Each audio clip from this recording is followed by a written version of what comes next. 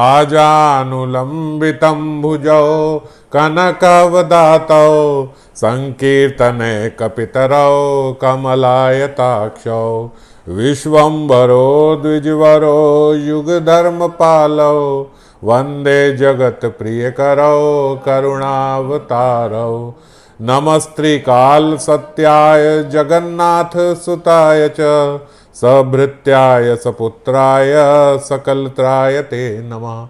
ओम अज्ञानतिमिरन्धस्य ज्ञानञ्जनशलाकया चक्षुरुन्मिलितं येन तस्मै श्रीगुरुवे नमः। श्रीगौरांगा नित्यानंद श्री अद्वैत चंद्र गदाधर श्रीवासादि गौरभक्तवृंद वांछा कल्पतरुभ्यश्च कृपा सिन्धुभ्येव च पतितानां पावनेभ्यो वैष्णवेभ्यो नमो नमः। हरे कृष्णा कृष्ण कृष्ण हरे हरे हरे राम राम राम हरे हरे। तो हम लोग श्रीमन महाप्रभु के द्वारा बताए गए उनके शिष्यों को नियम जो दिए गए थे उन पे चर्चा कर रहे हैं। काफ़ी नियमों पे हम लोग चर्चा कर गए हैं, बस केवल आखिरी 2 नियम रह गए हैं। तो कल हम जिस नियम पे चर्चा कर रहे थे उसमें महाप्रभु ने क्रोध ना करने का नियम बताया और क्रोध ना करने के साथ एक लॉजिक भी बताया कि किस प्रकार से जीव को क्रोध ना आए, और वो बताया भागवत धर्म का। तो हमने जो चर्चा करी थी कि प्रत्येक जीव में हम भगवत उपस्थिति देखें, प्रत्येक जीव में हम ऐसे देखें कि माने मेरे प्रियतम ही इस स्वरूप में मेरे सामने आए हैं। इस द्वारा हम लोग अपने कर्मों से भगवान की अर्चना कर सकते हैं। तो ये जो पूरा प्रोसेस है इसको भागवतम में बताया गया, भागवत धर्म। भागवत में भी ये भागवत धर्म की चर्चा हुई है। श्रीमद् भगवत गीता में भी कई श्लोकों में भगवान ने ये भागवत धर्म को फॉलो करने का बताया, क्योंकि यही एक ऐसा प्रमाणित तरीका है जिससे हम हर समय हर परिस्थिति में भगवान को ध्यान कर सकते हैं, भगवान का याद कर सकते हैं, और केवल ध्यान ही नहीं, हम अपने कर्मों से भगवान की अर्चना भी कर सकते हैं। तो अभी हम और चर्चा करेंगे कि किस प्रकार भागवत धर्म से केवल क्रोध ही नहीं, अभी हमने पीछे भी जो सारे नियमों का वर्णन किया है उन सारे नियमों का हम लोग पालन कर सकते हैं अगर हम भागवत धर्म का पालन करते हैं तो कल हम लोग यही इसी पे चर्चा कर रहे थे। जैसे भगवत गीता में भी बताया गया, तस्मात् सर्वेषु कालेषु मम अनुस्मरण युद्धश्च, किस प्रकार भगवान का स्मरण हो हर समय। यहाँ तक कि अर्जुन को तो भगवान बोल रहे हैं युद्ध करते हुए भी स्मरण करो। तो जब हमने इस प्रोसेस को समझा तो जो चीज़ पहले बड़ी इम्पॉसिबल सी लग रही थी वो समझा कि ये पॉसिबल है। इसमें बस हमें थोड़ा अभ्यास करने की ज़रूरत है कि कैसे हम हर समय भगवान को याद करें। आप इस प्रोसेस को, भागवत धर्म को अगर पालन करते हैं तो एक तरीके से आप समझिए कि हमेशा हर जगह आपके साथ भगवान का मंदिर भी चल रहा है और पुजारी जी भी चल रहे हैं। तो पुजारी कौन है? पुजारी हम खुद हैं। और भगवान के मंदिर कौन है? प्रत्येक जीव, जिस जीव को भी हम देखें उसमें अपने ठाकुर के ही दर्शन करें तो उनका जो हमारा उनके साथ व्यवहार होगा वो अलग अलग होगा। बस ये इसमें एक इम्पॉर्टेंट बात है जो हमें समझने की है। कल से कई लोगों ने बड़े सारे प्रश्न पूछे, उन सारे प्रश्नों का एक ही उत्तर है। इस बात को समझे, जहाँ जैसा स्वांग वहाँ वैसी पूजा। जहाँ जैसा व्यक्ति के साथ हमारी क्रिया होनी चाहिए, उपयुक्त क्रिया होनी चाहिए, उसी उपयुक्त क्रिया से ही भगवान की पूजा बन सकती है अगर उसको हम ठीक प्रकार से करें। जैसे इसका अभ्यास कैसे करना है इस बात को थोड़ा सा समझें। अभिनय होगा स्वांग के अनुसार, इस बात को समझना। एक केवल इसी वाक्य से बहुत सारे लोगों के प्रश्नों के उत्तर मिल जाएगा कि हमारा अभिनय स्वांग के अनुसार ही होगा। जैसे उदाहरण के तौर पे अगर मान लीजिए मेरे पिताजी मेरे सामने आए तो मुझे अपने आप को, मैं अब आपको ये बातें मैंने कल भी बताई थी, पर कहाँ से अभ्यास शुरू करना है अब, क्योंकि अब हमें इसका अभ्यास करना है। तो कैसे शुरू करेंगे? जैसे ही मेरे पिताजी मेरे सामने आए तो मेरे दिमाग में तुरंत ये आना चाहिए कि ये मेरे ठाकुर जी हैं, यही मेरे प्रियतम हैं, यही श्याम सुंदर हैं, ये मेरे पिता स्वरूप में मेरे सामने आए। मैंने शरीर से करें ना करें, क्योंकि अभी तो पिताजी हैं, आप चाहे तो प्रणाम कर सकते हैं शरीर से भी, मगर मान लीजिए आपका बेटा आए, बीवी आए, कस्टमर आए आपके बॉस आए, ऑफिस में आपके कोलीग आए, जो भी आए, तो एक सबके लिए एक ही इसमें तत्व है कि आप शरीर से तो प्रणाम नहीं कर पाएंगे, दंडवत नहीं कर पाएंगे, पर मानसिक, हम लोग मानसिक प्रणाम करें। मेरे श्याम सुंदर मेरे पिताजी के स्वरूप में आए, मेरा बेटा आया, मेरे श्याम सुंदर मेरे बेटा जी के रूप में आए। अब मुझे कैसा उनके साथ व्यवहार करना है, जैसे माता जी ने पूछा एक ने कि भाई अब मेरे को अपने बच्चों को डांटना तो पड़ता है, अब मैं देखूं कि इनमें ठाकुर जी हैं तो मैं कैसे डांटूंगी। फिर से वही उत्तर है इसका, अभिनय होगा स्वांग के अनुसार।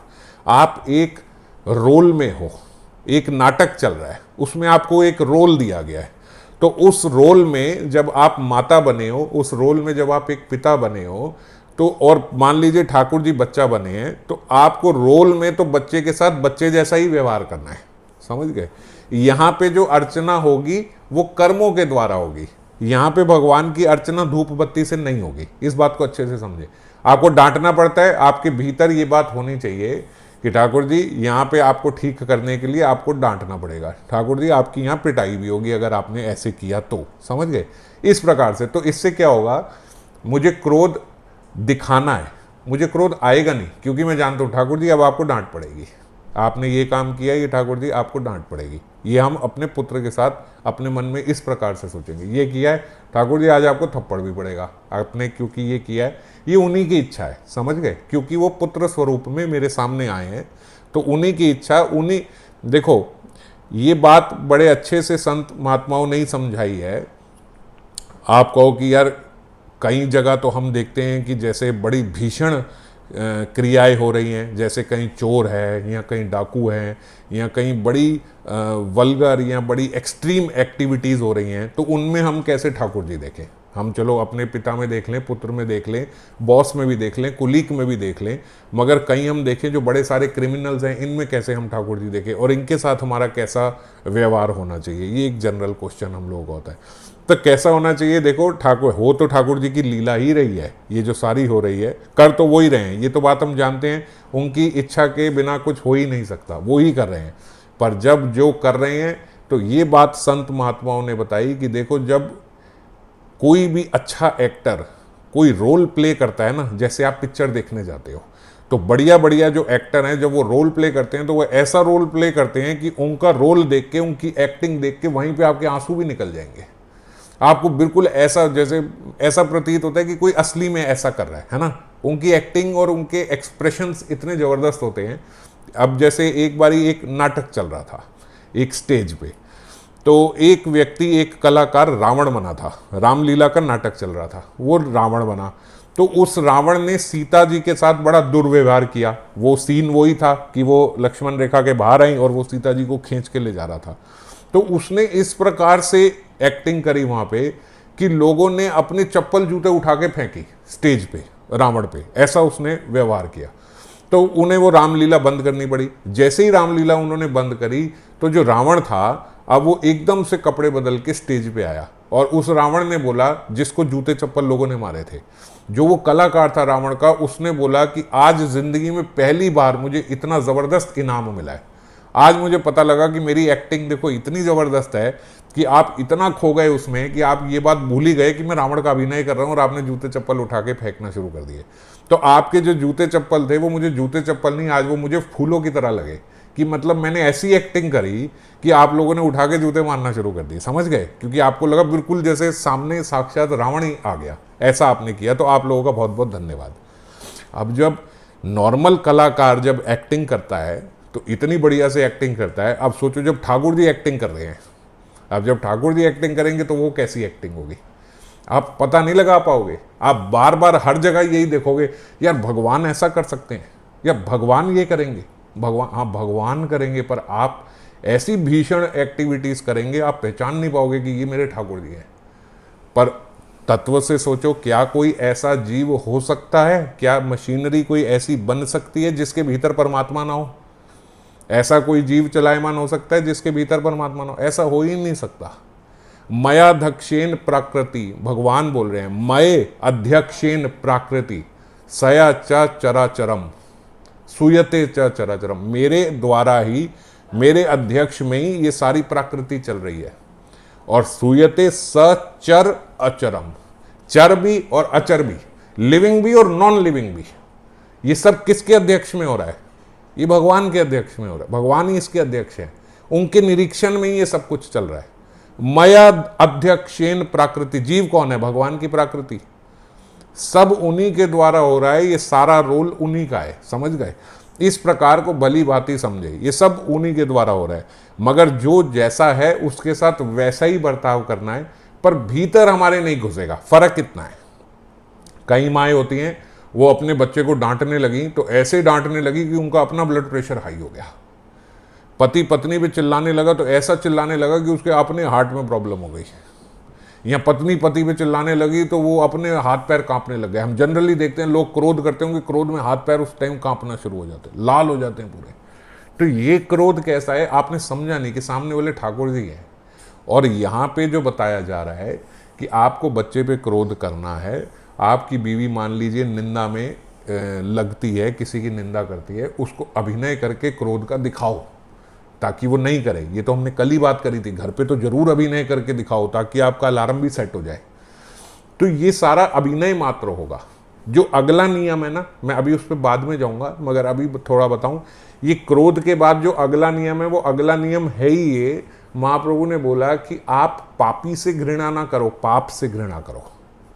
अगर मान लो कोई भी दिख भी रहा है ये पापी है, ये इससे, पापी से घृणा नहीं, पाप से घृणा करो।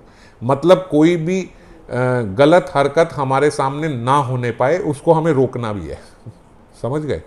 हम ये ना समझें कि चलो जो कर रहे हैं ठाकुर जी कर रहे हैं तो हो जाने दो। मान लीजिए हमारे सामने कोई बैठ के निंदा कर रहा है, कोई द्वेष कर, चलो ठाकुर जी तो कर रहे हैं निंदा द्वेष, हो जाने। अगर ठाकुर जी स्वयं आके भी निंदा करें तो भी उन्हें बोल दूंगा कि मेरे सामने मत करना, आप ही के बताए गए नियम है, इससे नहीं मैं विचलित होऊंगा, इससे नहीं हटना मुझे, समझ गए? तो जो ठाकुर जी के द्वारा बताए गए नियम हैं उन पे इतना रिजिड, इतने पक्के रहना है कि मान लो वो भी आ जाएं तो तो मना कर देना, क्योंकि वो आपकी परीक्षा हो रही होगी। ये बात समझ लेना, वो कभी करेंगे नहीं, आपकी परीक्षा होगी। तो इसलिए इन नियमों पे अगर कोई नहीं उतरता, इन नियमों के खिलाफ अगर कोई बात करता है तो वो हम नहीं मानेंगे, वो हम नहीं मानेंगे। उस पर हमें क्रोध करना पड़ेगा, हम क्रोध करके दिखाएंगे, समझ गए? जैसे जैसे जो जो बताया गया है। इसीलिए बाबा ने प्रेम भक्ति चंद्रिका में भी ये बात लिखी, काम क्रोध लोभ मोह मद मत्सर्य दंभ सह स्थाने स्थाने नियुक्त करीबो। ये ठाकुर महाशय जी ने लिखा। तो बाबा ने इसको बड़े अच्छे से समझाया कि कहाँ कहाँ हमें ये नियुक्त करना चाहिए। हालांकि अगले श्लोक में ठाकुर महाशय ने भी बताया, मगर वो खाली एक एक लाइन ही है, तो इसको पूरा डिटेल में एक्सप्लेन किया। अब ये देखो, काम क्रोध लोभ मोह मद मत्सर्य दंभ, ये सारे क्या करना है? स्थाने स्थाने नियुक्त करीबो। इनका अलग अलग स्थान है, इनको वहां पे नियुक्त कर दो। हर जगह काम नहीं चलेगा, हर जगह क्रोध नहीं चलेगा, हर जगह लोभ नहीं चलेगा। हाँ, इनके एक स्थान है, इनके दिए गए हैं, वहां पे इनको नियुक्त कर दो। कृष्ण सेवा काम अर्पणे, काम को अपने कहाँ लगा दो? काम मानी इच्छा, प्रगाढ़ इच्छा, ये कहाँ लगा दो? कृष्ण सेवा में, भक्तों की सेवा में, भागवतों की सेवा में, उसमें लगा दो ये काम को। और करना है, और करना है, और काम यही होता है ना कि और कभी खत्म ना हो, और प्रेरित करता जाए आपको जाना, उसको वहां पे लगा दो। क्रोध भक्त द्वेषी जने, क्रोध को कहाँ लगा दो? जो भक्त के प्रति द्वेष रखता है, जो भक्त की निंदा करता है। अब इसमें हमें कैसे क्रोध करना है कि हम ये जाने ये ठाकुर जी हैं, ये कर रहे हैं, ये मेरी परीक्षा ले रहे हैं कि अब द्वेष करना चाहिए कि नहीं करना चाहिए। तुरंत वहीं पे हम रोक देंगे, हमें इसमें इन्वॉल्व नहीं होना। कोई द्वेष कर रहा है हम मना कर देंगे, कोई निंदा कर रहा है हमारे सामने नहीं करेगा, समझ गए? अब ये क्या है? हो तो कर्मों से, कर्मों के द्वारा अर्चना ही रही है, पर जैसा जैसा अभिनय कैसा होगा, जैसा जैसा स्वांग वैसी वैसा अभिनय। मान लो कामवली आई है, वो कामवली आपके यहाँ पे काम कर रही है, आप ठीक है, आप उसको मन से प्रणाम करेंगे कामवली को, ठीक है? वो आई, हमने मानसिक अपना प्रणाम किया, हमारे एक्शंस में भी नहीं, ये एक्शंस में भी नहीं आएगा, आपको समझाने के लिए केवल बता रहा हूँ। मन से हमने प्रणाम किया, ठाकुर जी अब ये वाला अभिनय रोल प्ले कर रहे हैं, ठीक है? तो हम वैसे ही बताएंगे, आप ये कर दो, ये कर दो, ये कर दो, वेरी रिस्पेक्टफुली। हमारे में बस चेंज क्या आएगा कि अब हम जिससे भी बात करेंगे वो बहुत रिस्पेक्टफुली होगी, क्योंकि हम जानते हैं कि इनके भीतर मेरे ठाकुर जी हैं, वो इसका रोल प्ले कर रहे हैं, वो इसका अभिनय कर रहे हैं। अभी वो कामवली का अभिनय प्ले कर रहे हैं, अभी उनका यही रोल है, अभी उनका यही मन है कि मैं यहाँ पे झाड़ू पोछा करके जाऊँ और बस इसी में आपको एक मालिक का रोल प्ले करना है, ठीक है। तो आप नाटक में वैसे ही आप रोल प्ले कर रहे हो। सीखेंगे कैसे, अपने आप को कैसे याद दिलाएंगे? जैसे ही कोई आया मन से हम यही डालेंगे, मेरे श्याम सुंदर इस स्वरूप में आ गए। जैसे ही कोई आएगा, मेरे श्याम सुंदर इस स्वरूप में आ गए। इसके द्वारा हम हर समय भगवान की अपने कर्मों द्वारा अर्चना कर सकते हैं। कैसे, कहाँ कहाँ कर सकते हैं और डिटेल में समझो। आप सो रहे हो, सोते हुए भी ठाकुर जी की सेवा हो रही है। कैसे सोते हुए हो रही है? क्योंकि हम कैसे सो रहे हैं? अनुशासन से। जो हमने डिसिप्लिन की बात अभी पहले करी थी इन्हीं नियमों में, जो फर्स्ट नियम इसमें आया था सुबह उठने का, है ना। तो हमें सुबह आइडियली जो हमने चर्चा करी थी, सूर्य उदय से 1-1.5 घंटा पहले हमें उठना है। ये एक आइडियल समय है। तो मैं सो रहा हूं किस लिए? मैं जल्दी टाइम पे, मेरा एक फिक्स टाइम है, मैं उससे थोड़ा सा आधा घंटा आगे पीछे करके मैं सो रहा हूं। किस लिए सो रहा हूं? कि मुझे सुबह उस टाइम पे उठना है, मुझे सुबह ब्रह्म मुहूर्त में उठना है। ये सोच के मैं सोया। आपकी ये सोने के द्वारा जो क्रिया हुई वो भी ठाकुर जी को अर्पण हो गई, क्योंकि आप सोए इसलिए कि सुबह आपको उठ के ब्रह्म मुहूर्त में अपनी माला करनी है, अपनी साधना करनी है। आपने प्रसाद पाया, आप खाना खाने बैठे, आप जैसे ही खाना खाने बैठे आपके भीतर तुरंत आया प्रसाद, बुद्धि से ही प्रसाद बना है, ये प्रसाद है, ये ठाकुर जी का प्रसाद है। जैसे हमने नियमों में चर्चा करी थी, प्रसाद बुद्धि से ही हमने पाना है, अपने मन को शांत करके। जैसे ही आपने मन को शांत करके प्रसाद पाना शुरू किया, इस क्रिया के द्वारा भी ठाकुर जी की अर्चना हो गई, ठीक है। तो खाने के वक़्त, काम करने के वक़्त, आप जैसे ही काम करने लगे, आप ऑफिस में गए, जितने भी कोलीग साथ में हैं सब हैं, 1 मिनट के लिए शुरू में बस अपने आप को समझाना है। जैसे हमने चर्चा करी थी ना, जैसे ही आपके सामने कोई अमनिया चीज़ आ गई, उस समय कहीं आप बैठे हो जहां आप ऑफर नहीं कर सकते, आपने आंख भी मूंदने की जरूरत नहीं है, आंख खोले खोले आपने मानसिक भोग लगा लिया अपने ठाकुर जी को। तो ऐसे ही जब आप कहीं ऑफिस में बैठे, आप जैसे ही ऑफिस में बैठे, आपने बिल्कुल खुली आंख में ही तुरंत सारा इवेल्युएट कर लिया कि जितने यहाँ सब बैठे हैं मेरे ठाकुर जी हैं, भिन्न भिन्न स्वरूप में बैठे हैं। मेरे बॉस जो हैं ये भी मेरे ठाकुर जी हैं, ये मेरे पे शासन करेंगे, और ठाकुर जी का भी यही रोल है, वो ऐसे ही करेंगे। तो अब हमारी जिससे भी डीलिंग होगी वेरी रिस्पेक्टफुली, चाहे कैसा भी बॉस हो, मैं उसकी निंदा में अपने कोलीग के साथ इन्वॉल्व नहीं होऊंगा। क्यों? ठाकुर जी हैं, वो रोल प्ले कर रहे हैं। चाहे एक कोलीग के साथ में बैठा हूं तो दूसरे कोलीग की निंदा मैं नहीं करूंगा। क्यों? ठाकुर जी हैं। मैं किस बार आपकी निंदा भी हट गई। आप द्वेष किससे करोगे? वो भी ठाकुर जी हैं उस रोल में, आपका द्वेष भी हट गया। आप क्रोध किस पे करोगे? वो भी ठाकुर जी हैं, लीला ही चल रही है, आपका क्रोध भी हट गया।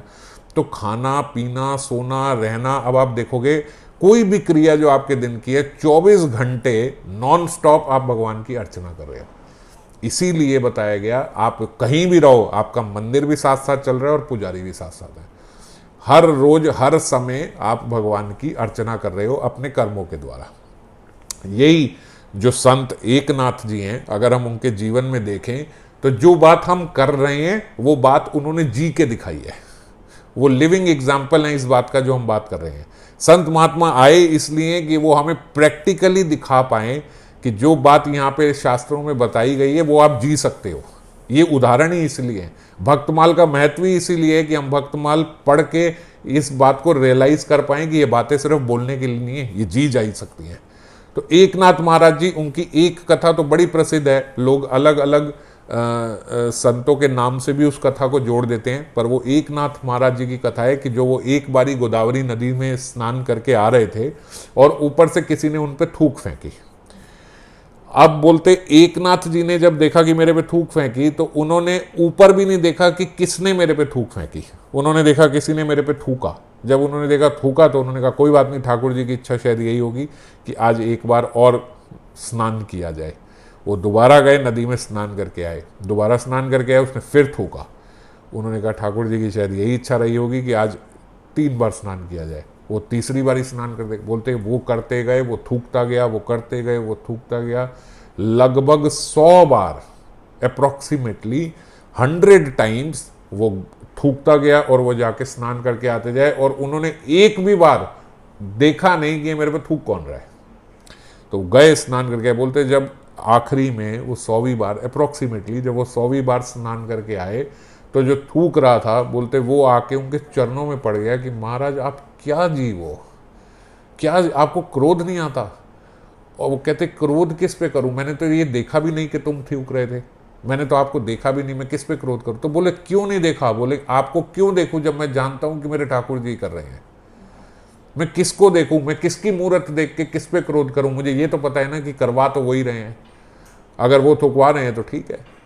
तो बोले आप बार बार बार बार स्नान कर रहे हो, आपके मन में थोड़ी तो खिन हो, बोले किस बात की खिन होगी मन में, ठाकुर जी की इच्छा है भाई, मैं अपनी इच्छा से करता तो एक बार स्नान करता, आज बड़ा पवित्र पावन दिन है, ठाकुर जी ने सोचा पवित्र नदी है, आपको एक बार नहीं 100 बार स्नान करना है, मेरे को लगा उन्हीं की इच्छा होगी, आज 100 डुबकियां लगवाना चाहते थे, मैं 100 बार स्नान करके आ गया, ये भी ठाकुर जी की इच्छा है।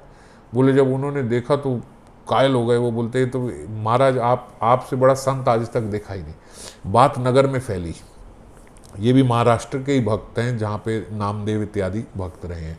तुकाराम जी की इन्हीं के बाद आए हैं, इन्हीं के उसमें वहीं पे उसी स्थान में तुकाराम जी की जो हमने कथा करी थी, इन्हीं के बाद आए थे। तो एकनाथ जी की बात फैल गई नगर में, अब सब लोग बड़े ऐसे हो गए कि भाई एकनाथ जी जैसा संत नहीं है, कभी क्रोध ही नहीं करते, ये बात फैल गई कि इन्हें कभी क्रोध ही नहीं आता, कि इन्हें कभी क्रोध नहीं आता। क्यों क्रोध नहीं आता, क्योंकि वो इसी भागवत धर्म का पालन करते थे जिसकी हम चर्चा कर रहे हैं। अब वहाँ पे जो दूसरे थे जैसे मंदिर के पुजारी, उनके साथ बैठने वाले कुछ प्रवक्ता, कुछ उनको बोलते बड़ी चिढ़ मचने लगी कि भाई हमारी तो नगर में अब कोई बात ही नहीं करता, अब तो पहले लोग हमें जैसे हमारे आसपास भीड़ लगा के घूमा करते थे, अब तो सब देखो एकनाथ की बात करते हैं, एकनाथ का उदाहरण देते हैं, हमारे समक्ष भी आते हैं तो एकनाथ की तारीफ करते हैं।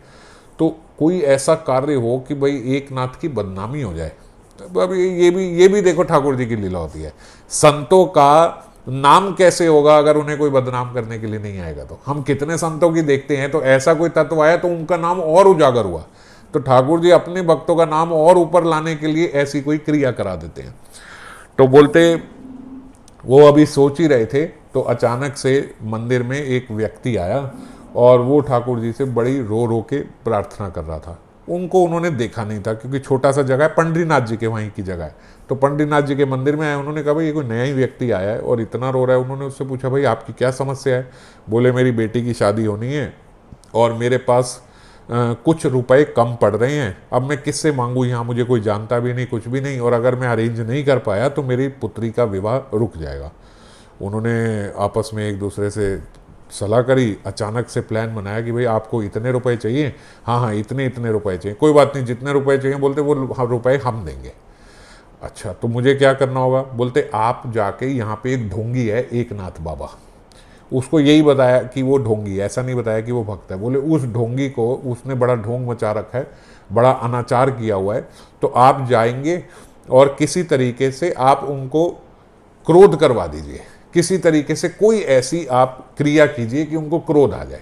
बस जब लोग देखेंगे उनको क्रोध आ गया तो उसका ढोंग टूट जाएगा, क्योंकि वो ढोंगी बाबा सबको यही दिखाता है कि मुझे कभी क्रोध नहीं आता और यहाँ भोले भाले लोगों को बेवकूफ़ बना रहा है। उस व्यक्ति ने सोचा भाई ये संत महात्मा लोग हैं, अगर ये कुछ बोल रहे हैं करने को तो वो भी अच्छी बात है, इनकी सेवा भी हो जाएगी और आप मेरे पैसे दे दोगे। बोले हाँ हाँ पैसे पक्का मिलेंगे आपको, पूरे पैसे, आपकी पुत्री के विवाह में जो कमी पड़ रही है आपको। उसने कहा इतना इतना इतना कमी पड़ रही है। बोले हाँ इतना पैसा हम आपको दे देंगे। उसने कहा ठीक है। तो बोला आप कर लोगे। बोलते क्यों नहीं कर लेंगे जी, इसमें क्या है, क्रोध दिलाना किसी को कौन सी बड़ी बात है, तो जो क्रिया उसको अच्छी नहीं लगती वो हम कर देंगे, क्रोध आ जाएगा। बोले कहाँ रहते हैं, बोले चलो हम लेके चलते हैं, यहाँ रहते हैं। अच्छा वहाँ अंदर गए तो बाहर से ही दिखा भाई एकनाथ जी तो अंदर पंडरीनाथ जी के विग्रह उनके घर में भी हैं और सेवा कर रहे हैं, अर्चना कर रहे हैं। उन्होंने कहा आप तो कह रहे थे ढोंगी है, ये तो संत है सेवा कर रहे। बोले संत नहीं है, ये ढोंगी है, ये लोगों को दिखाने के लिए करता है। उन्होंने कहा भाई अच्छा। तो अब वो व्यक्ति कहते हैं उनको क्रोध दिलाने के लिए अंदर गया, उसने देखा सेवा अर्चना कर रहे हैं, तो जहाँ सेवा अर्चना कर रहे थे वहाँ बोले उसने चप्पल पहने अपनी चप्पल पहने उनके मंदिर में घुस गया और वहाँ जाके जहाँ वो ठाकुर जी की सेवा अर्चना कर रहे थे वहाँ जाके बैठ गया। अब एकनाथ जी और उनकी पत्नी जो हैं उन्होंने देखा, तो एकनाथ जी जैसे ही उनकी पत्नी कुछ बोलती, एकनाथ जी ने बोला ये हमारे बहुत प्रिय मित्र हैं, ये हमारे ठाकुर जी हैं, यूँ समझो, अरे बड़े प्रिय मित्र हैं। और देखो इतने दिन बाद मिले हैं तो आज हमसे मिलने की कितनी उत्सुकता इनके भीतर हुई कि चप्पल भी उतारना भूल गए। और स्वयं एकनाथ जी ने उनकी चप्पल उतारी, साइड करी, उनके चरण प्रक्षालन करे, उनके चरण साफ करे, क्योंकि चप्पल पहन के ही अंदर आ गए थे। चरण साफ करके उनको वहीं बिठाया। ठाकुर जी बोला करते थे सबको, एकनाथ जी आइए आइए ठाकुर जी आइए बैठिए, आप बताओ आज आज मिलने की कैसे इच्छा हुई। और इतनी प्रगाढ़ इच्छा कि आप भूल ही गए कि यहाँ पे चप्पल भी उतारनी है। अपनी बीवी को चप्पल दी, वो चप्पल बाहर लेके गई, अपने हाथ साफ करके पूजा अर्चना करने लगे। अब वो व्यक्ति ने मन में सोचा कि यार ये तो बड़ा कलाकार व्यक्ति है, क्योंकि वो ये इंप्रेशन लेके आया था कि ये ढोंगी है। उसने कहा ये तो बड़ा कलाकार व्यक्ति है, ये तो मेरे पाँव तक इसने धो दिए और ये सब कर दिया मंदिर में बैठ के। तो बोलते और बताइए क्या हाल ये वो। तो बोलते बस वो सब तो ठीक है, पहले एक बारी प्रसाद पाले फिर आपसे आराम से बात करेंगे। अब किसी के घर जाके आप बोलो कि भैया आप बस बैठते हैं पहले प्रसाद पाते हैं, तो ये बात से भी वो थोड़ा इरिटेट होगा। बोले एकनाथ जी ने कहा हाँ हाँ प्रसाद तो पाएंगे ही, प्रसाद क्यों नहीं पाएंगे, आइए बैठिए प्रसाद पाएं। तो बोलते उनके साथ प्रसाद पाने बैठे, तो जैसे ही प्रसाद पा रहे थे तो बोलते एकनाथ जी भी उनके साथ बैठे, वो भी प्रसाद पा रहे थे। उन्होंने एकनाथ जी के यहाँ से जूठा लेना शुरू कर दिया। बोलते ये वाला आप जो चपाती है ये मुझे दे दीजिए, ये मेरी वाली आप ले दीजिए। बोले अपनी जूठी उनके उसमें डाल दी और उनकी जूठी उठा ली कि मेरे को ये ठीक नहीं लग रही, मुझे वो ठीक लग रही। एकनाथ जी ने कहा वाह वाह ठाकुर जी, महाप्रसाद भी दे दिया आज तो, बड़ा आनंद हुआ। हाँ आप बड़े पक्के मित्र हो, ये तो मित्रों के बीच में लेन देन चलता ही रहता है, मगर इतने प्रेम से आपने किया, बड़ा आनंद हुआ। वो बोलते उन्होंने उनकी चपाती भी खा ली। अब वो व्यक्ति सोचने लगा मैं क्या करूं, इसका समझ नहीं आ रही, इसको क्रोध ही नहीं आ रहा। तो उनकी बीवी जो है वो सर्व कर रही थी प्रसाद। अब उन्होंने एक ऐसा सोचा कि अब तो क्रोध आ ही जाएगा। क्या किया उन्होंने, बोलते जब बीवी सर्व कर रही थी तो बीवी की पीठ पे जाके चढ़ के बैठ गए उनकी बीवी की पीठ पे चढ़ गए। बोलते और प्रसाद खिलाओ और प्रसाद खिलाओ। तो उनकी बीवी ने देखा तो एकनाथ जी कहते ये देखना कैसे कैसे आपकी पीठ पे चढ़ गए। तो उनकी बीवी भी उनके जैसी, उनकी बीवी कहती अरे बालक ही तो हैं, तो क्या हो गया, हमारे ठाकुर जी बाल स्वरूप में आ गए आज, और क्या फर्क पड़ता है हमें। वो अगर मान लीजिए मेरा बच्चा भी आएगा और मेरे ऊपर चढ़ जाएगा तो इसमें कोई घबराने की बात थोड़ी ही ना है। उसने कहा आप अपने आप को, एकनाथ जी ने कहा अपनी बीवी को, आप अपने आप को संभाल लेना। बोले संभालने की क्या बात है, मुझे तो बचपन से मैं अपने पुत्र को भी ऐसे उठाती आई हूँ, तो क्या हो गया, ये भी हमारे बच्चे की तरह ही है, अगर ये मेरे पीछे बैठ गया तो उसमें कौन सी बात है, हमारे बालक जैसे ही तो हैं। और वो बेचारा नीचे उठ के बैठ गया। उसने कहा मैं क्या करूं, इन पे क्या करूं, मैं उसकी बीवी पे भी चढ़ गया तो भी वो बीवी भी बोल रही है कि हमारे बालक जैसा है, एकनाथ भी कह रहे हैं कि देखना इनका बाल स्वरूप अभी तक गया नहीं, वैसे ही बच्चे की तरह आपकी पीठ पे चढ़ गए। अब उसको लग गया कि यार ये गलत बोल रहे थे, ये कोई साधारण कोई ऐसा ढोंगी बाबा नहीं है, ये तो सच में साधु है। भाई जिसकी मैं पत्नी पे भी चढ़ गया वो तब भी बोलता है कि ये बच्चे की तरह हैं, ये हैं वो हैं, तो ये नॉर्मल व्यक्ति नहीं है, तो साधु ही हैं। तो उन्होंने बोलते एकनाथ जी के चरण पकड़ लिए। उन्होंने बोला महाराज आप कौन हो, मैंने इतना प्रयास किया आपको क्रोध दिलाने का, इतना प्रयास किया, मगर आप क्रोधित ही नहीं हुए। तो बोलते मैं तो कोई नहीं हूँ, मैं तो आपका सेवक ही हूँ, आपका मित्र ही हूँ, आप बताओ ना आप क्यों क्रोध दिला रहे थे, क्या ऐसा क्या हुआ। उस ब्राह्मण ने फिर सारी बात बताई कि भाई ऐसे ऐसे मेरे को इन्होंने भेजा था, ये करा था। बोले कोई बात नहीं, ठाकुर जी की कोई लीला ही होगी, ये ठाकुर जी इस प्रकार से करते रहते हैं। आप बताओ आपको कितना धन चाहिए अपनी पुत्री के विवाह के लिए। उन्होंने बताया इतना इतना धन चाहिए। उन्होंने कहा अच्छा कोई बात नहीं, आप ये धन मुझसे ले लीजिए, क्या धन के लिए आप इधर उधर अभिनय कर रहे हो, आपको शोभा थोड़ी देता है, आप ये धन मेरे से ले लीजिए। वो धन उनको दिया। मगर उन्होंने कहा अच्छा अब ठाकुर जी की इच्छा जो अब ठाकुर जी, वो उनको भी ठाकुर जी बोलते हैं जो उनको जिन्होंने भेजा था। तो बोलते अच्छा उन ठाकुर जी की इच्छा ये थी कि हमें क्रोध आ जाना चाहिए, है ना, तो उनकी भी इच्छा पूरी हो जानी चाहिए। तो आप चलो मैं आप पे थोड़ा क्रोध कर देता हूँ, आपने मेरे से तो पैसे ले ही लिए पुत्री के विवाह के लिए, अब विवाह में खर्चा और भी बहुत हो जाता है। आप अभी सोच रहे हो कि इतना ही लगेगा, अब विवाह का कार्य है तो फिर खर्चा तो पता नहीं लगता, तो और भी खर्चा हो जाएगा, तो मैं आप पे क्रोध कर देता हूँ, आप उनसे भी पैसे ले लेना, आपका भी कार्य हो जाएगा, उनका भी कार्य हो जाएगा, दोनों का मकसद हो जाएगा, आपको पैसे मिल जाएंगे और उनको अच्छा लगेगा अगर मुझे क्रोध आ गया। तो बोलते उनको बाहर ले गए और क्रोध में उन्हें बोला तू कहाँ से आ गया, ये किया वो किया। एकनाथ जी ने उन पर क्रोध करना शुरू कर दिया और क्रोध करके उनको बाहर भगाया। वो सारे ऐसे बोलने लगे ये देखो ढोंगी बाबा, ये देखो दिखाता था कि मुझे क्रोध नहीं आता, मुझे क्रोध नहीं आता, इसे क्रोध आने, इसे देखो कैसे ब्राह्मण को बाहर निकाल रहा है, देखो कैसे ब्राह्मण को धक्के मार रहा है। ऐसे करके एकनाथ जी ने उसे निकाला और उन्होंने पूरे मोहल्ले में शोर मचा दिया कि देखो एकनाथ जी को क्रोध आ गया। अब जो वो ब्राह्मण थे उन्होंने कहा कि भाई देखो एकनाथ जी को मैंने क्रोध दिला दिया, आप मेरे को पैसे दे दो। उन्होंने वो पैसे दिए तो उस ब्राह्मण ने पैसे लेके बता दिया कि देखो जी, अब मेरा कार्य पूरा हो गया, इन्होंने मुझे अभिनय के लिए भेजा था, एकनाथ जी को क्रोध दिलाना है, मैंने एकनाथ जी को क्रोध दिला दिया और मुझे इनसे इतने पैसे चाहिए थे, वो पैसे मुझे मिल गए, राधे राधे, मेरा काम हो गया। अब लोगों ने ये भी देखा कि क्रोध आया और लोगों ने ये भी देखा कि ये देखो ये किस प्रकार के हरकतें कर रहे हैं एकनाथ जी को क्रोध दिलाने के लिए। तो एकनाथ जी की जो महिमा है वो वैसी ही बनी रही और उनकी और इमेज खराब हो गई जिन्होंने भेजा था। और जो पैसे लेने आया था उसको भी पैसे मिल गए, उसको उनसे भी पैसे मिल गए, उसको एकनाथ जी ने भी पैसे दे दिए और एकनाथ जी ने तो कहा ही था मुझसे भी ले लो और उनसे भी ले लो, जाओ। तो इस प्रकार से एकनाथ जी का बताते कभी अपने जीवन में उनको क्रोध ही नहीं आया, हर जगह भगवत उपस्थिति देखी, हर जगह भगवत।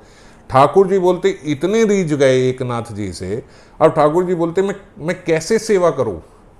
ठाकुर जी की इच्छा होती है ऐसे भक्त की कि मैं ऐसे भक्त की मैं सेवा क्यों, क्योंकि हर रूप में ये मेरी सेवा कर रहा है, हर रूप में।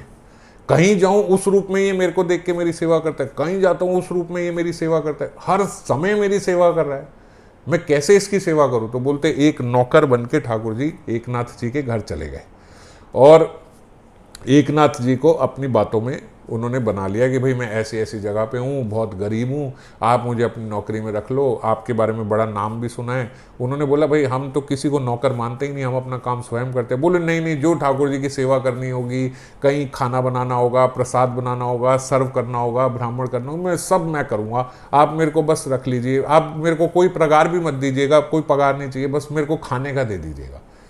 चलो एकनाथ जी ने कहा कोई बात नहीं, अच्छा आप साथ लग जाओ। अपनी बीवी को भी बताया भाई ऐसे ऐसे है, आप इसको रसोई के कार्य में और इधर उधर जो कार्य बनता है वो करो। अच्छा, वो संकोच से उससे थोड़ा थोड़ा काम कराने लगे कि भाई अभी ये आया ही है ये, क्योंकि वो बोलते भी है मुझे काम करवाओ, मुझसे मुझे ये बताओ, मुझे ये बताओ। तो वो अब कोई क्या ना करे जब कोई इस प्रकार से बोलेगा। तो बोले साथ साथ एक परिवार का ही सदस्य समझ के, जैसे मान लो अपना ही कोई पुत्र है तो उसको बताते कि अच्छा चलो ये काम कर दो, अच्छा ये कर दो, अच्छा ये कर दो, ये। अच्छा, थोड़े दिन में देखा कि वो इतना एकनाथ जी के घर में घुल मिल गए कि अब तो हर काम उनसे ही कि भाई ये कर दो, ये कर दो। उनकी पत्नी भी अच्छा आप ऐसे, क्योंकि वो हर काम परफेक्टली जो काम कहो, हाँ ये मेरे को अच्छे से करना आता है, ये भी मैं करूँगा, ये भी मैं करूँगा, ये भी मैं करूँगा। वो काम करनी न देनी, ये भी मैं करूँगा, ये बाजार से मैं ले आऊँगा, ये मैं कर दूँगा, ऐसे मैं कर दूँगा, सफाई मैं करूँगा, ये रसोई में करूँगा। अब क्या करें, और अच्छा भी लगने लगा क्योंकि व्यवहार का भी बड़ा अच्छा और साथ में काम भी करने लगा। इसी दौरान बोलते एक संत थोड़ा सा यहाँ शहर से दूर जंगल में एक संत अपनी तपस्या में लगे हुए थे, बड़े वृद्ध संत थे। वो संत भी पंडरीनाथ जी और रुक्मणी जी का ध्यान कर रहे थे कई वर्षों से। तो बोलते उनकी साधना सिद्ध हुई और उनको साक्षात दर्शन हुए, उन संत को जो जंगल में बैठे साधना कर रहे थे। बोलते जब उनको दर्शन हुए, उन्होंने आंख जैसी आंख खोली तो रुक्मणी जी साक्षात सामने, साक्षात रुक्मणी जी के दर्शन हुए। चरण वंदन किए रुक्मणी जी के। रुक्मणी जी ने बोला आज मैं आपकी तपस्या से प्रसन्न हुई, अब जो चाहो हमसे मांग लो, हम आपको देंगे। उन्होंने कहा माता जी बड़े विशिष्ट, बड़े आपने अजीब दर्शन दिए, ऐसे तो दर्शन आज तक हुआ ही नहीं मेरे को। कैसे दर्शन? बोला मैं तो साक्षात आपके सामने खड़ी हूँ, यही मेरा स्वरूप है। बोलते नहीं ऐसे कैसे, मेरे पंडरीनाथ जी का है, वो आपके साथ क्यों नहीं आए? हमने कई जगह तो ऐसा देखा है कि पंडरीनाथ जी अकेले चले गए दर्शन देने, मगर ऐसा कहीं नहीं देखा कि रुक्मणी जी आके साक्षात दर्शन दे रही हैं और आपके स्वामी ही साथ नहीं है, आप अकेले दर्शन दे रही हो। मैं तो आपकी युगल की आराधना करता था, मुझे ठाकुर के दर्शन क्यों नहीं हुए, वो क्यों नहीं आए? बोले वो मेरे साथ होंगे तो आएंगे ना, आपके साथ नहीं है तो कहाँ है? बोले वो तो एकनाथ जी के यहाँ नौकर बने बैठे हैं, कितना समय हो गया वहाँ नौकरी करने चले गए और एकनाथ जी के नौकर बने हुए हैं। ये कौन है एकनाथ जी? बताया भाई ऐसे ऐसे शहर में वहाँ रहते हैं और वो बड़े पक्के भागवत धर्म के पालन करने वाले, ठाकुर जी की सेवा करते। ठाकुर जी ऐसे रीझ गए, बोले मुझे भी छोड़ के वो तो वहाँ उसकी नौकरी कर रहे हैं, तो अगर मुझे दर्शन करने हो तो बोले जाओ एकनाथ जी के यहाँ जाओ, सब दर्शन करते हैं, उनके नौकर बने फिर रहे हैं वो, आप जाओ।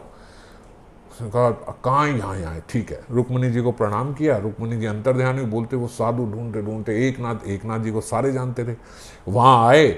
उस समय जैसे ही एकनाथ जी को उन्होंने देखा तो देखा घर के सारे कार्य वो मैं ये कर देता हूँ, मैं ये कर देता हूँ, मैं ये कर देता हूँ। वो तो समझ गए कि ये जो नौकर है यही भगवान है, मेरे पंडरीनाथ जी हैं। जैसे ही भीतर घुसे बोले पंडरीनाथ जी ने पहचान लिया कि भाई ये तो आ गया, ये मेरी आज पोल खोले। बोल पंडरीनाथ जी वहाँ से भाग गए और वो संत जो हैं उन्होंने एकनाथ जी के चरण पकड़ लिए। एकनाथ जी ने बोला, महाराज आप हो कौन, आप इतने वृद्ध इतने बड़े संत दिखाई देते हो, आके मेरे जैसे के चरण पकड़ रहे हो। बोले अरे आपके यहाँ जो नौकर है मुझे उससे मिलवाओ, मुझे उससे बात कराओ, मुझे उससे दिखाओ। बोले आवाज़ लगाई, वो आए ना। बोले वो कहाँ गए? बोले क्या हुआ, उससे क्यों मिलना है? बोले आप जानते नहीं हो। उन्होंने सारी बात बताई, ऐसे ऐसे मुझे रुक्मिणी के दर्शन हुए, रुक्मिणी ने बताया स्वयं पंडरीनाथ जी आपके यहाँ पे आके आपकी सेवा करो। ओहो, एकनाथ जी इतना रोए इतना रोए इतना रोए, बोले रो रो के बेहाल हो गए, वो भी और उनकी पत्नी भी। बोले हमसे क्या अपराध हो गया, हम तो हर समय हर काम अब उनको बोलते थे, हमने तो उन्हें ऐसा नौकर समझ लिया कि बस पूछो मत, कि ये भी तू कर, ये भी कर दे, ये भी कर दे, ये भी। अब एक्चुअली वो रोब नहीं मारते थे, वो हर काम इतनी निपुणता से करते और हर काम में आगे आगे होते कि ये मैं करूंगा, ये मैं करूंगा, ये मैं करूंगा। बोले ये हमसे क्या हो गया? बोले एकनाथ जी अपना माथा पीट पीट के पंडरीनाथ जी के सामने खड़े हो गए कि आप आके आप मेरे यहाँ नौकरी कर रहे हो। अरे मेरे को आपके यहाँ नौकरी करनी चाहिए, मैं आपका नौकर हूँ, आप मेरे यहाँ आके नौकरी कर रहे हो और आज तक मुझे दर्शन नहीं दिए और आके मेरे नौकर बन रहे हो और मुझे पता भी नहीं है। बोले जब वो पंडरीनाथ जी के सामने इतना गिड़गिड़ा के रोने लगे तो पंडरीनाथ जी उनके विग्रह में से प्रकट हो गए और वही स्वरूप में जो नौकर रूप में थे, बोले वही स्वरूप में ऐसे हाथ जोड़ के ऐसे हाथ रख के पंडरीनाथ जी का जो स्टाइल है खड़े हो गए। बोले मैं क्या करूं तेरे साथ, तू किसी रूप में तो सेवा लेता नहीं, किसी रूप में सेवा लेता नहीं, हर जगह मेरी सेवा करता है, हर जगह मेरी सेवा करता है, तो मेरे भीतर भी इच्छा हुई कि मैं भी तेरी सेवा करूंगा। ये यथा माम प्रपद्यन्ते तम सतैव भजाम्यहम्, आप जिस जिस स्वरूप में भगवान की सेवा करोगे उसी स्वरूप में भगवान आपका भजन करेंगे। बोले मेरी भी इच्छा हुई कि मैं तेरी सेवा करूं, अब तू तो मुझसे कभी सेवा, तू तो किसी जीव से सेवा नहीं लेता, तो मैं क्या करूं? तो मुझे ऐसे बन के आना पड़ा। बड़ा प्रणाम किया, बड़ा स्नेह किया, बड़ा प्रेम किया। इनके कारण अब उन संत को भी दर्शन हुए पंडरीनाथ जी के, जो वहां नहीं हुए थे रुक्मिणी जी के साथ, दर्शन हुए। खैर फिर बड़ा आगे विस्तार से चरित्र एकनाथ जी का बताया। तो जो हम चर्चा कर रहे थे, एकनाथ जी का ऐसा चरित्र है जिस चरित्र पे हम लोग चर्चा कर रहे हैं अभी, जिस भाव पे, जिस भागवत धर्म पे हम लोग चर्चा कर रहे हैं, वही चरित्र उन्होंने जी के दिखाया है और ऐसा ही चरित्र हम लोगों का होना चाहिए।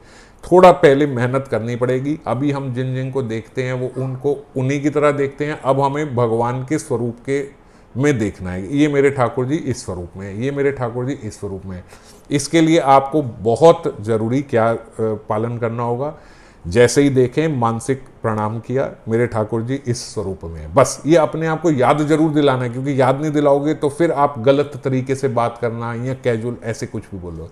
अब आप जो मर्जी, पत्नी से पत्नी की तरह ही बात होगी मगर खराब तरीके से नहीं कर पाओगे, समझ गए? गलत बोल नहीं। बच्चे को डांटना है, डांटना है, अगर डांटने वाला कार्य किया है डांटना है, अगर मार खाने वाला किया है तो शायद थप्पड़ भी मारेंगे, मगर जान के ये मेरे ठाकुर जी हैं कि ये लीला करें। अगर ऐसा करेंगे तो बाहर से होगा, बस भीतर हमारे क्रोध नहीं घुस पाएगा, समझ गए?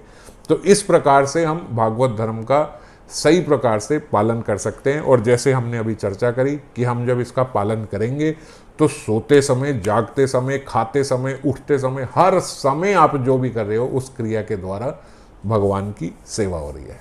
बाकी हम एक नियम बस और रह गया है इसके बाद कि आप पाप से घृणा करें, पापी से ना घृणा करें। इसके बारे में हम अगली बारी थोड़ी विस्तार से चर्चा करेंगे।